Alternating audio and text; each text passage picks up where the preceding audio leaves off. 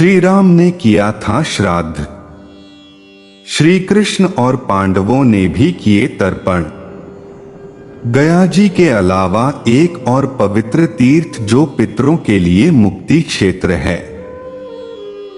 पुष्कर तीर्थ में सरस्वती नदी के तट पर मृत्यु होने पर पुनर्जन्म नहीं होता।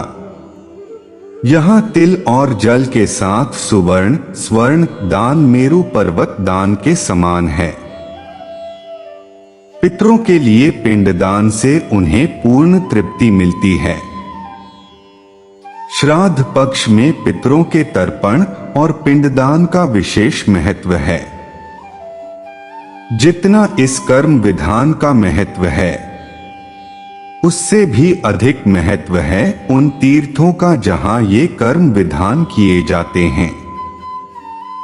भारत में पितृकर्म के लिए सबसे पहला नाम गया जी का आता है, जहां देश भर के कोने कोने से आकर लोग श्राद्ध कर्म व पिंडदान करते हैं। माना जाता है कि गया जी में एक बार अगर किसी पितर के लिए पिंडदान और श्राद्ध कर दिया गया तो फिर उस पितरी के निमित्त कभी और तर्पण नहीं करना पड़ता है। वायु पुराण में वर्णन है। गया जी का यह महत्व पुराणों में खासकर शैव मत के वायु पुराण में बहुत विस्तार से वर्णन है। लेकिन गया जी के ही समान एक और ऐसा तीर्थ है जहां जीवन में एक बार जरूर यात्रा करने और अपने पितरों के निमित्त श्राद्ध और पूजन कराने का विधान है। यह स्थान तीर्थ क्षेत्र ब्रह्मा क्षेत्र पुष्कर धाम कहलाता है। पुष्कर अकेला ऐसा तीर्थ है जहां श्री राम और श्री कृष्ण दोनों ने ही अपने पितरों की तृप्ति और उनकी शांति के लिए विधान किए थे। पांडवों ने भी महाभारत युद्ध के बाद अपने पितरों और युद्ध में मारे गए दोनों पक्षों के सैनिकों के निमित्त अनुष्ठान कराए थे। इसके अलावा पुष्कर तीर्थ का वर्णन पद्म पुराण में बहुत विस्तार से बताया गया है, जहां इसका वर्णन इस तरह है कि भगवान विष्णु की नाभि से जो पद्म कमल उत्पन्न हुआ और जिससे ब्रह्मा जी का प्रकट हुए वही पद्म पुष्प इस पुण्य भूमि पर गिरने से पुष्कर तीर्थ का निर्माण हुआ है। ब्रह्मा जी ने क्यों किया था महायज्ञ? पुष्कर तीर्थ में आदिकाल में ब्रह्मा जी ने एक महायज्ञ का आयोजन किया था। इस तीर्थ को कमल के शीर्ष का प्रतीक माना जाता है, जो चंद्रा और सरस्वती नदियों के निकट स्थित है। प्राचीन काल से ही पुष्कर के निवासी ब्रह्मा भक्त रहे हैं, जो मनसा वाचिक और कायिक भक्ति के साथ साथ लौकिक वैदिक और आध्यात्मिक पद्धतियों का पालन करते हैं। मनसा भक्ति, जिसमें बुद्धि को ध्यान और धारणा के माध्यम से नियंत्रित किया जाता है, ब्रह्मा जी को अत्यंत प्रिय है। वाचिक भक्ति में मंत्र जाप और वेद पाठ शामिल हैं, जो ब्रह्मा जी को समर्पित किए जाते हैं। इसी तरह कायिका भक्ति में व्रत उपवास नियमों का पालन और यज्ञ जैसे कठिन तप शामिल हैं। पुष्कर में होती है ब्रह्मदेव की पूजा। लौकिक भक्ति में ब्रह्मा जी की पूजा दूध दीप धूप कुश जल चंदन आभूषण नृत्य वाद्य संगीत और भक्ष्य भोज्य नैवेद्य के साथ की जाती है। वैदिक भक्ति में वेदों का पाठ मनन और श्रवण साथ ही अग्नि से संबंधित कार्य शामिल हैं। आध्यात्मिक भक्ति में सांख्य शास्त्र और योग के माध्यम से तत्व ज्ञान और यम, नियम, प्राणायाम, प्रत्याहार, धारणा और समाधि जैसे अभ्यास शामिल हैं। ये सभी भक्ति के रूप यदि सच्ची निष्ठा और समर्पण के साथ किए जाएं, तो ब्रह्मा जी को प्रिय हैं। पुष्कर ही ऐसा एक तीर्थ है जहां ब्रह्मदेव की पूजा की जाती है। जब ब्रह्मा जी ने पुष्कर तीर्थ पर महायज्ञ शुरू किया, तो सप्तऋषि 12 आदित्य 11 रुद्र 2 अश्विनी कुमार 8 वसु 47 मरुदगण वासुकी ताक्ष्य गरुड़ जैसे महानाग और दैत्य दानव राक्षस सभी उपस्थित थे। भगवान विष्णु और महादेव भी समय पर पधारे। दानवों ने त्रिमूर्तियों को आश्वासन दिया कि यज्ञ के दौरान देवताओं के साथ कोई विवाद नहीं होगा, जिससे ब्रह्मा जी प्रसन्न हुए। पुष्कर में श्राद्ध और तर्पण का क्या महत्व है? पुष्करिणी तीर्थ के पवित्र जल में अपनी छवि देखने वाला हर व्यक्ति सुंदर प्रतीत होता था, जिसके कारण इसे मुख दर्शन तीर्थ कहा गया।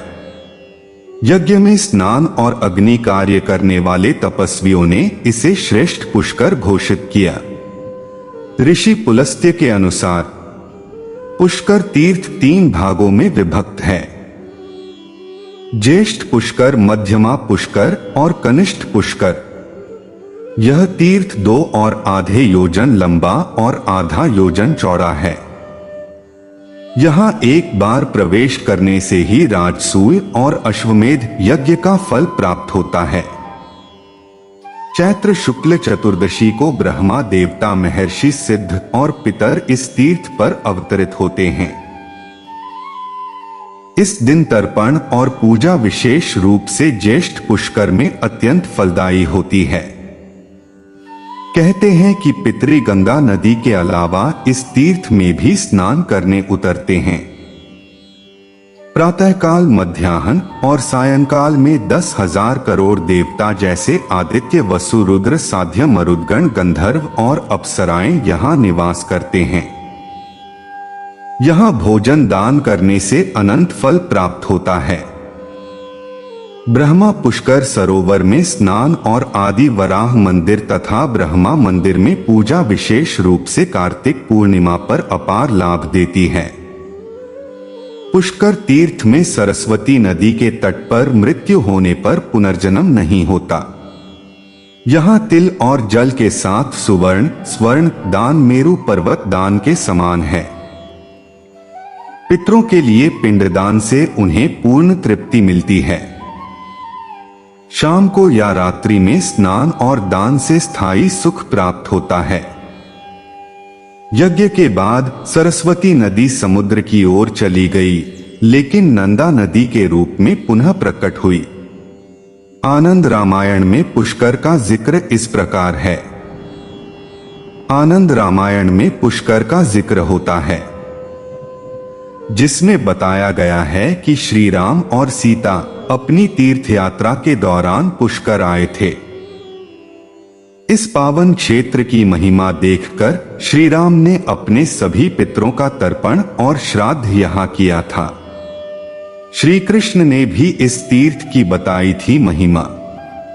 इस विषय का जिक्र महाभारत के एक अंश और गरुड़ पुराण में दूसरी तरह से मिलता है, जहां श्री कृष्ण खुद पुष्कर की महिमा बताते हुए कहते हैं कि इस स्थान पर तर्पण और श्राद्ध के लिए ही ब्राह्मणों को भोजन कराने से पितरों को शांति और तृप्ति मिलती है।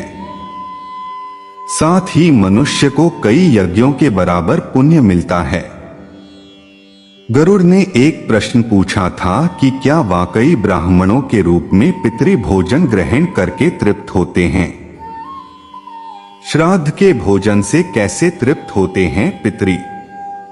तब इसके जवाब में श्री कृष्ण कहते हैं कि एक बार जब श्री राम और सीता श्राद्ध के निमित्त ब्राह्मणों को भोजन करा रहे थे, तब देवी सीता भी खुद अपने हाथों से उन्हें भोजन परोस रहे थीं। अचानक देवी सीता कुछ ब्राह्मणों को देखा और फिर दौड़कर लताओं की ओट में जा छिपी। श्री राम ने उनसे इसका कारण और रहस्य पूछा। देवी सीता ने कहा कि मुझे ब्राह्मणों के बीच राजसी वस्त्र पहने क्षत्रियों के तेज से युक्त और शीलवान प्रतापी राजा दिखे। सभी को मैं ठीक ठीक नहीं पहचान पाई, लेकिन इस बीच इंद्र की तरह शोभित आपके पिता महाराज दशरथ को मैंने पहचान लिया और देखकर लज्जा के कारण ही यहाँ छिप गई। लज्जा इसलिए क्योंकि वह मुझे राज परिवार की बेटी बनाकर लाए थे, और अब जब वो मुझे वल्कल गेरुआ तपस्वी वेश में देखेंगे तो उन्हें दुख होगा। उन्हें दुख हुआ तब तो आपका श्राद्ध कर्म भी अधूरा रह जाएगा। इसलिए मैं यहाँ लता ओट में छिपी हूँ। श्री राम ने सीता को निर्भय किया। फिर दोनों ने पिता के चरण छुए और राजा दशरथ ने उन्हें बहुत से आशीर्वाद दिए। इस तरह पुष्कर तीर्थ का एक महत्व इसलिए भी है क्योंकि यहाँ देवी सीता और श्री राम ने श्राद्ध विधान किया था। इसी तरह द्वापर में श्री कृष्ण ने कई बार पुष्कर यात्रा की थी और यहाँ विशेष साधना की थी। उन्होंने भी अपने पूर्वजों को यहाँ जल दिया था। जब यादव वंश पूरी तरह समाप्त हो गया था, तब एकमात्र बचे यदुवंशी बजरनाभ ने सभी के लिए तीर्थ फल प्राप्ति और तर्पण का विधान यहाँ किया था। पांडवों ने भी अपने परिवार के लिए यहाँ प्रार्थना की थी और तर्पण कर पितरों को तृप्त किया था।